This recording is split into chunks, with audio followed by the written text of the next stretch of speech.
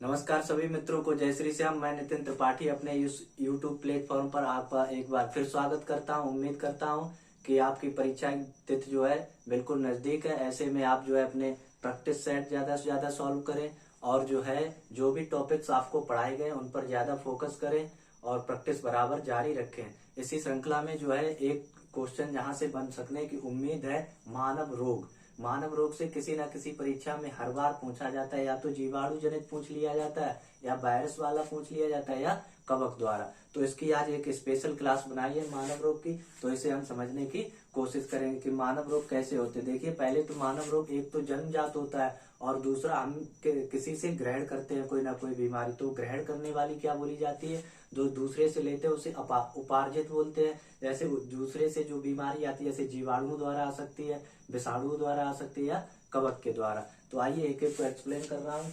सबसे पहले देखिए, मानव रोग लिखा हुआ है। मानव रोग जो है सबसे पहले कौन सा होता है, एक तो जन्मजात हो जाता है। कौन सा? जन्मजात। और दूसरा हम किसी से ग्रहण कर लेते हैं, उसे क्या बोलते हैं? उपार्जित। क्या बोला जाता है? उपार्जित। एक तो जन्मजात रोग हो गया और दूसरा कौन सा हो गया? उपार्जित रोग। इस तरह से जो है दो भागों में इनका अध्ययन किया जाता है। तो जो जन्मजात रोग होते हैं ये कौन से होते हैं, और इसके लिए क्या व्यक्ति स्वयं दोषी होता है या फिर जो है कैसा इसका प्रोसेस रहता है, उसे देखते हैं। जन्मजात जो रोग होते हैं, इसका फर्स्ट पॉइंट हमें लिखना है, व्यक्ति स्वयं दोषी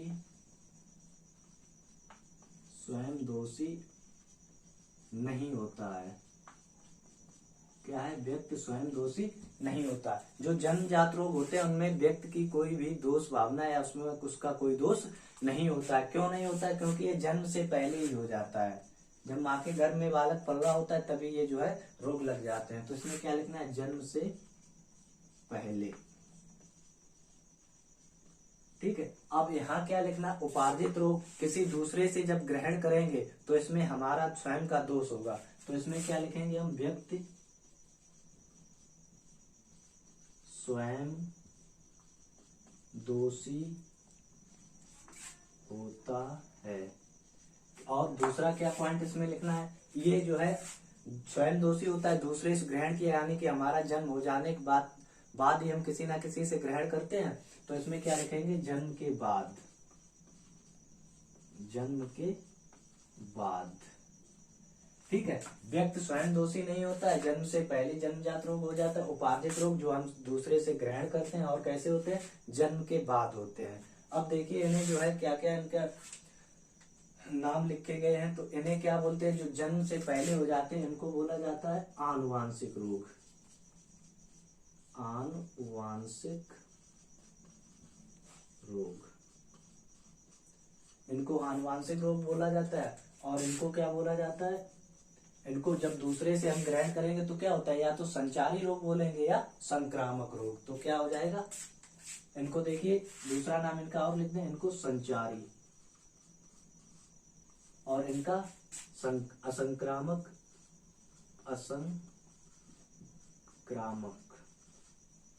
रोग। ठीक है। इनका नाम क्या हो गया? आनुवांशिक रोग या संचारी, और इनका असंक्रामक रोग। जो हम दूसरे से ग्रहण करेंगे उसके लिए क्या हो जाता है? असंक्रामक रोग। ये तो ठीक है। अब इनका देखना है हमें, क्या करना है? एक जो इसको यहाँ से हटाना है, ये नहीं। इसमें आनुवांशिक रोग क्या है? केवल जो जन्म से पहले होते हैं। असंक्रामक रोग, इसी को दो भाग, अभी थोड़ा और डिटेल करें, इसे जगह है हमारे पास। इसी का दो भागों में हम अध्ययन करेंगे, जगह है तो। एक तो संक्रामक, इधर नहीं लिखना था, इधर नहीं, संक्रामक रोग, इसी को कहते हैं संचारी। एक एक पॉइंट को समझना है, संक्रामक रोग या संचारी रोग। इसे क्या कहेंगे? असंक्रामक रोग, असंक्रामक रोग या असंचारी रोग। असंचारी रोग। जन्म के बाद होने वाले रोग संक्रामक रोग, संचारी रोग, और असंक्रामक रोग और असंचारी रोग। अब देखिए संक्रामक रोग कौन से होते हैं और असंक्रामक रोग कौन से होते हैं। देखिए जीवाणु द्वारा फैलने वाले, उसके बाद विषाणु द्वारा फिर कवक द्वारा, और उसके बाद प्रोटोजोआ जनित रोग। अभी हम सभी पढ़ेंगे एक एक को। प्रोटोजोआ और जो असंचारी, इनमें हमारा क्या होगा, शरीर प्रभावित होगा, इसमें अटैक्स तुरंत पड़ता है। तो देखिए इसका क्या होता है, इसका हृदयघात, हृदयघात, और दूसरा गठिया। लिख लिया। अब इनको हम जो है अलग अलग से अध्ययन करेंगे इनका। अब पहले जीवाणु जनित पढ़ेंगे, फिर विषाणु जनित, फिर कवक जनित, फिर प्रोटोजोआ जनित। और असंचारी कौन से होते हैं, हृदयघात या गठिया। इसमें जो हमारा शरीर प्रभावित होता है, इससे शरीर प्रभावित नहीं होता। अब देखिए आनुवांशिक रोग में, अब हम सबसे पहले आनुवांशिक रोग का अध्ययन करेंगे, उसके बाद संक्रामक रोग में जीवाणु जनित बीमारियां जानेंगे, विषाणु, कवक, प्रोटोजोआ, फिर हृदयघात और गठिया। तो सबसे पहले हम आनुवांशिक रोग को देखते हैं कि ये कौन कौन से होते हैं। आइए देखते हैं कि आनुवांशिक रोग कौन कौन से। आनुवांशिक रोग ट्रिक क्या है, हमें ये याद रखना, शिव ही सुंदर है। ठीक है, बहुत अच्छी ट्रिक है, शिव ही सुंदर है, सी व ही। और जो वर्ड छूटे हुए वो साइलेंट वर्ड है। देखिए सी से क्या मतलब है इसका, सी से मतलब होता है इसका सिंड्रोम। ठीक है, तो आनुवांशिक रोग एक तो सिंड्रोम हो गया, दूसरा वर्णांधता, वा से वर्णांधता, फिर ही से हीमोफीलिया, हीमोफीलिया। ये कैसे रोग हैं, ये रोग है आपके आनुवांशिक। अब इनको पढ़ने के एक एक को डिटेल समझते हैं कि सिंड्रोम क्या होता है। तो सिंड्रोम में सबसे पहले क्लाइन फैक्टर क्या होता है, क्लाइन फैक्टर। क्लाइन फैक्टर का मतलब होता है 47 फैक्टर, यानी 47 गुणसूत्र। ठीक, इसको याद रखना है, 47 फैक्टर होते हैं। और जो 47वां होता है उससे क्या सिद्ध होता है, उससे जो है नपुंसकता वाला, इधर लिख देते नपुंसकता। ठीक है, जो एक फैक्टर बढ़ जाता है इसमें, सिंड्रोम बीमारी में क्या होता है, क्लाइन फैक्टर, 46 जोड़ी गुणसूत्र फैक्टर होते हैं, तो 47वां कौन सा, नपुंसकता वाला। उसके बाद में इसका दूसरा जो होता है वो होता है टर्नर। क्या होता है दूसरा, देखिए दूसरा है टर्नर। टर्नर का मतलब क्या होता है, टर्नर का मतलब होता है, इधर एक्सप्लेन कर रहे हैं, इसे कहते हैं वांझपन। क्या कहते हैं, वांझपन। ये किसमें होता है, ये स्त्रियों में होता है। ठीक है, उसके बाद में टर्नर के बाद जो दूसरा है वो है आपका डाउन। डाउन किसमें होता है, डाउन होता है, डाउन बीमारी होती है बच्चों में। किसमें होती है, बच्चों में। माइक थोड़ा सही करें, थोड़ा माइक गड़बड़ हो गया। डाउन बीमारी किसमें होती है, ये होती है बच्चों में। उसके बाद में डाउन के बाद देखिए क्लाइन फैक्टर, टर्नर, डाउन, और एक और होता है, एक है आपका पटाऊ। कौन सी है, पटाऊ। पटाऊ बीमारी क्या होती है, तो पटाऊ बीमारी में देखिए क्या होता है, जो हमारी जबड़े होते हैं इनमें क्या स्वेलिंग आ जाती है, जबड़ों में सूजन, जबड़ों में सूजन। ठीक है, तो पहले तो हमें केवल एक ही याद रखना है कि इतना तुमने एक्सप्लेन कर दिया, सिंड्रोम, वर्णांधता और हीमोफीलिया, ये कैसे आनुवांशिक। और जो डाउन बीमारी है वो बच्चों में होती है, इसे क्या कहते हैं, मगोलेजम। इसे कहते हैं मगोलेजम, मगोलेजम। ठीक है, इतना ज्यादा नहीं पूछा जाएगा, फिर भी एक्सप्लेन कर दिया। वर्णांधता क्या होती है, वर्णांधता में देखिए लाल और हरे रंग में विभेद न कर पाना, मतलब अंतर नहीं पता कर पाते, विभेद न कर पाना। अब देखिए इसका क्या, वर्णांधता की वाहक कौन है, इसके ये किसके द्वारा फैलता है, इसकी वाहक है स्त्री। ठीक है, लेकिन स्त्रियों पे इसका प्रभाव नहीं होता है। प्रभाव किस पे पड़ता है इसका, पुरुषों पर। ये स्त्रियों में बीमारी नहीं होती है कभी, किस पे होती है, पुरुषों में। ठीक है, उसके बाद देखिए हीमोफीलिया। हीमोफीलिया का होता है रक्त का थक्का न जमना, रक्त का थक्का न जमना, ये बीमारी भी जमना, ये बीमारी भी किसमें, इसकी वाहक कौन है, इसकी वाहक है स्त्री। ये स्त्रियों द्वारा ही फैलता है, लेकिन प्रभाव किसमें देखने को मिलता है, प्रभाव पुरुषों में देखने को मिलता है। किसमें, पुरुषों में। ठीक है, एक एक को एक्सप्लेन कर दिया, इसे अपने नोट्स में ऐड कर ले या फिर इसका एक स्क्रीनशॉट लेके रख लें। परीक्षा में मानव रोग से एक ना एक क्वेश्चन बन जाता है साइंस के लिए, जो हर परीक्षा में पूछा जाता है। तो एक एक को एक्सप्लेन कर दिया, इसे लिख लीजिए। अब इसके बाद में हम पढ़ेंगे अगले वाले जो कैसे थे, ये तो आनुवांशिक हो गए। अब देखेंगे संक्रामक या संचारी रोग। वीडियो को छोड़ना नहीं है, अंत तक देखना है। और जिन्होंने अभी तक चैनल को सब्सक्राइब नहीं किया है, सब्सक्राइब करें और ज्यादा से ज्यादा शेयर करने की कोशिश करें। ऐसे ढेर सारे वीडियो आपको ट्रिकी टाइप के मिलते रहेंगे। देखिए अब क्या है, कवक जनित रोग। कवक जनित रोग कौन से होते हैं, इसकी ट्रिक देखिए, याद रखना। इसकी ट्रिक होती है गंजा गंजा दामाद खाए, गंजा दामाद खाए फ्रूट। ठीक है, इतना ऐसे याद रखना है। तो इसी से आप तुरंत पहचान लेंगे कि ये कवक जनित रोग है। देखिए गंजा से क्या शब्द, गंजा एक शब्द मिला, ठीक है। उसके बाद दामा मिला, फिर उसके बाद द, और फिर खाए से और फ्रूट। ये 4-5 शब्द जो है हमें मिले। अब इन्हीं को हम एक्सप्लेन करेंगे। देखिए गंजा से क्या हो जाएगा, गंजापन। गंजापन बीमारी किससे होती है, कवक से। फिर दाम लिखा है तो एक बीमारी होती है दमा, दमा बीमारी। उसके बाद फिर क्या लिखा हुआ है, दाद, दाद इसी में लिख देना है खाज, खाए से खाज यहाँ पे भी लिख सकते हैं या उसी में, ठीक है। फिर लिखा हुआ है फ्रूट, फ्रूट से बीमारी कौन सी होगी, एथलीट फुट, हाथी पाव जिसे बोला जाता है, एथलीट फुट। ठीक है, याद रखना है। कवक जनित रोग कौन कौन से हैं, ट्रिक क्या है, गंजा दामाद खाए फ्रूट। गंजा से गंजापन, दामा से दमाद, दमा, और दा से दाद, खाए से खाज, और फ्रूट से एथलीट फूड। ये हाथी पाव जिसे बोलते हैं, ये कवक जनित रोग थे। अब हम आगे ट्रिक देखते हैं जो क्या है उसे देखते हैं। देखिए अब क्या लिखा हुआ है, प्रोटोजोआ जनित रोग। इसके लिए याद रखना है, जैसे कोई एक बच्चा है, एक बच्चे से उसके पिताजी ने कहा कि बेटा कल ये लेसन हमें तैयार करके सुनाओ, मतलब इसे याद करके सुनाओ। अगला दिन जब आता है तो बच्चा के पास उसके पापा जाते हैं, पापा पूछते हैं बेटा चलो ये चैप्टर सुनाओ। तो बच्चा क्या आंसर देता है कि पापा कल मैं सो गया। क्या आंसर दिया उसने, पापा कल मैं सो गया, इसलिए मैंने अपने पाठ को याद नहीं कर पाया। ठीक है, तो उसने क्या आंसर दिया था कि पापा कल मैं सो गया। तो बस यही ट्रिक है आपकी, पापा कल मैं सो गया। देखिए यहां से कौन कौन से शब्द हमें मिल रहे हैं, पा, ठीक है, क, ल, ठीक है। इतने से तो हमें मिल गए। ये साथ में लिखना है कल,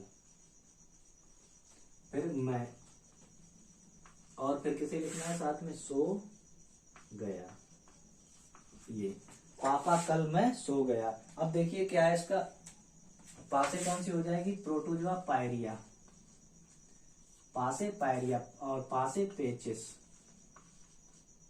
ठीक है, उसके बाद कल से काला जार, बताया था काला जार, याद रखना काला जार। इसी को क्या कहते हैं, डम डम बुखार, डम डम बुखार। और ये किससे फैलता है, कल बताया था, कल के पेपर में एक्सप्लेन किया था। देखिए पेपर में भी था, इसीलिए मैंने इसकी एक नई क्लास बनाई है। ये ज्यादा जरूर, अगर इसे कंप्लीट कर लेंगे तो पेपर में कुछ भी पूछा जाएगा हम उसे कर जाएंगे। तो ये किससे हमने बताया था, बालू मक्खी से, बालू मक्खी से।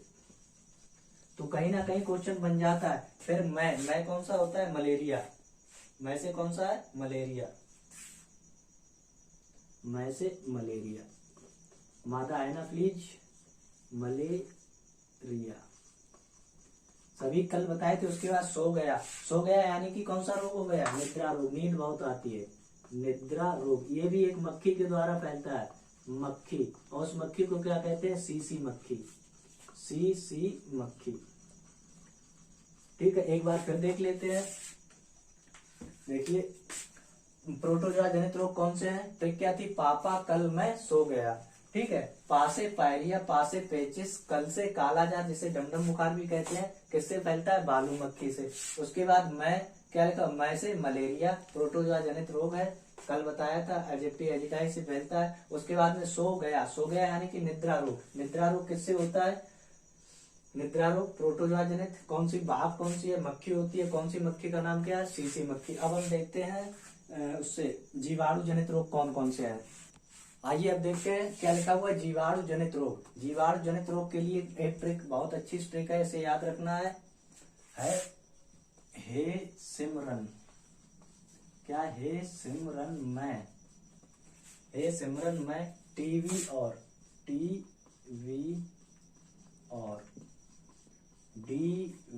क्या है DVD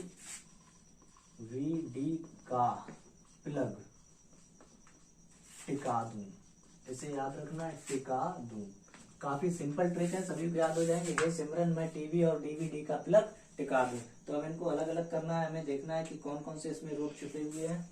तो देखिए पहला शब्द मिला हे, फिर से, फिर माँ, फिर मिला रा, और कौन सा मिला ना, और फिर मैं से मैं। फिर यहां से हमें एक मिल गया टीवी। ठीक है, उसके बाद में क्या लिखा हुआ है देखिए, और DVD का, तो DVD और फिर का प्लग। इतने शब्द हमें मिल गए। तो इतनी बीमारियां इसमें छिपी हुई हैं। और फिर लास्ट में क्या लिखा हुआ है, टी का। इतनी बीमारियां इसमें छुपी हैं। अब हम देखते हैं एक एक को कि कौन कौन सी है। देखिए पहली कौन सी है, हैजा। पहली कौन सी हमने लिखी, हैजा। फिर कौन सी है, सिफिलिस। फिर है माँ से कौन सा हो जाएगा, माँ से हो जाएगा आपका मेनिंजाइटिस।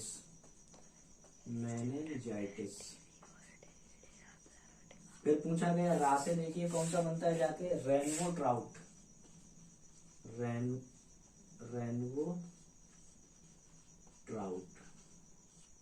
फिर है ना से, तो ना से आपका बने जाके जीवाणु, निमोनिया।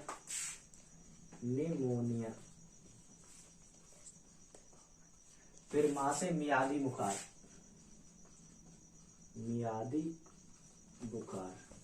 इसी को कहते हैं, देखना इसी का दूसरा नाम मियादी बुखार। फिर टाइफाइड। फिर इसी को कहते हैं आंत्र ज्वर।